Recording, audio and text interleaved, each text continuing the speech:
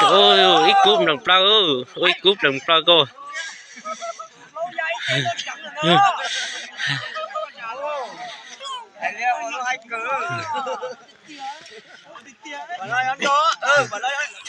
thom lợn thắt tháo hay thom lợn chỉ cả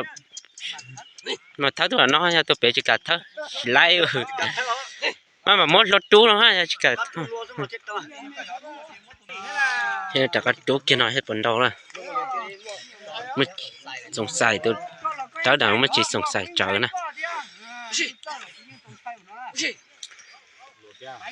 ok ok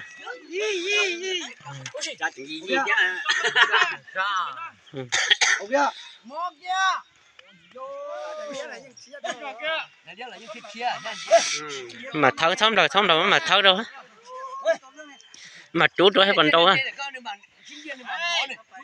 chú kia chú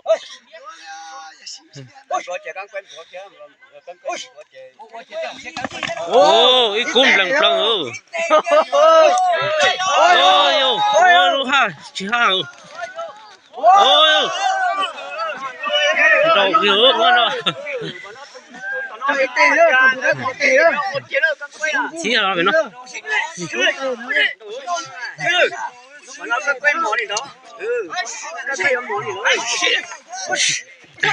ôi cúp được đâu giờ rồi đi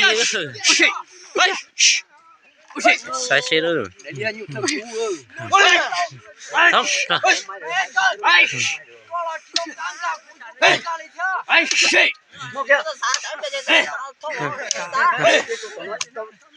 ô ngọc lần đâu chưa đó đi ôi chúa rồi sao chúa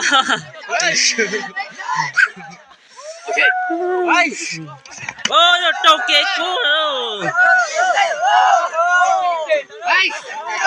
ôi chúa trâu chịu gì ơi từ đấy liếc nó ra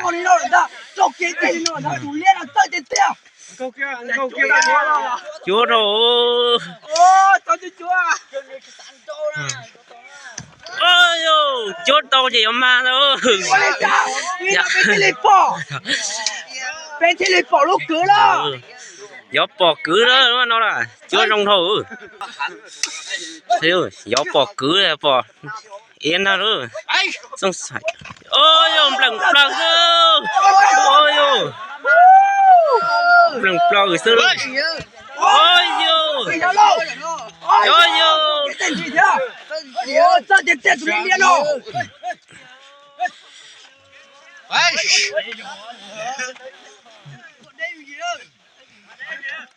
phải đó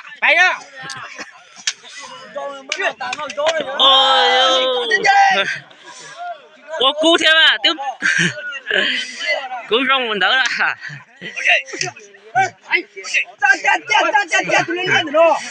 trong tầm ta đấy tụi léo đâu nhu lo thế là nó từ gió to một chạy gió chén nhu en rồi gió bỏ cứ này đó chết chúa nó nè ôi lần câu ôi thật sự hai luôn trả cho rồi đó không sai đâu người chạy cứ chạy nó đi quỳ vậy ôi trâu kia cứ kia nó các bạn chú cứ kia cô nó đâu sao ta đâu chưa đâu đi đâu từ đây đến đâu nè thì sao kia cứ kia cô nó đâu một trăm ta đâu chẳng nói chi cả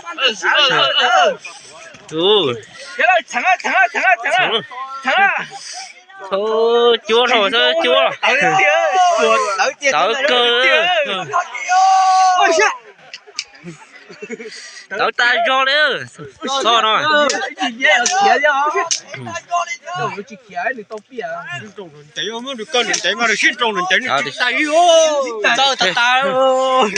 tao ta đi ô chuột thổ ơi yo chẳng có trong kia cô nữa đâu thôi đi chuột thổ ơi yo cứ kia con gì đâu ơi yo chuột thổ chụp bỏ được ơi yo bỏ đi chuột đâu đi tiêu đi sao chuột thái giờ thốt môn đó nó tiền nó thái tao cho phải tao thôi lo tao đó cho cái nó kệ lấy nó kệ nó sao hiểu nó sao hiểu nó sát thôi giờ mỏ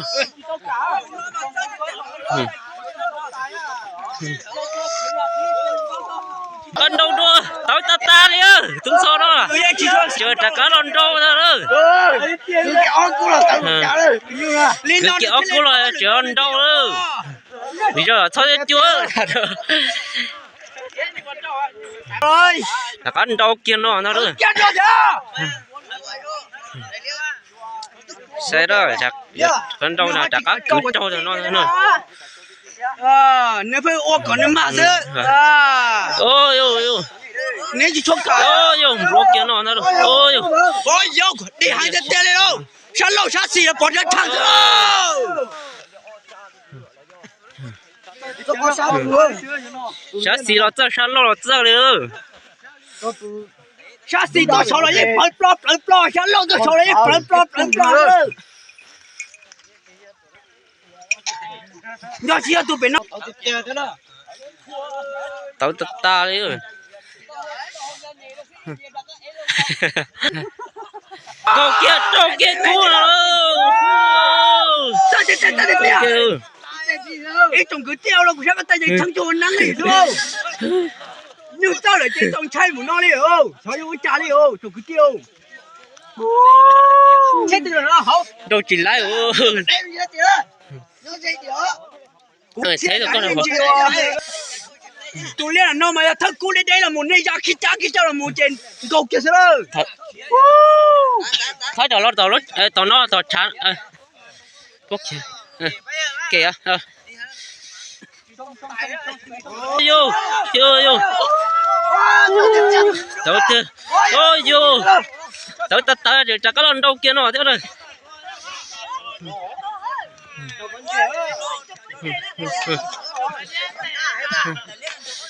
Đeo trọc con trẻ nữa. Trọc phục của mình thì sao? Đâu bốc tàu á nó. Điêu. Nó tông bốc tiền đó. Liệt tốn đó. Tài ơi, chỉ tao tài đó một kể thế đó. chỉ tông tài. Chọn đâu cho chọn đâu dĩa rồi ta. Chua thế. Tao ta đi. Chỉ tao tài đó. tụi nó tụi cháu bé cứu ngầu đó bé cứu là pro cứu nào nữa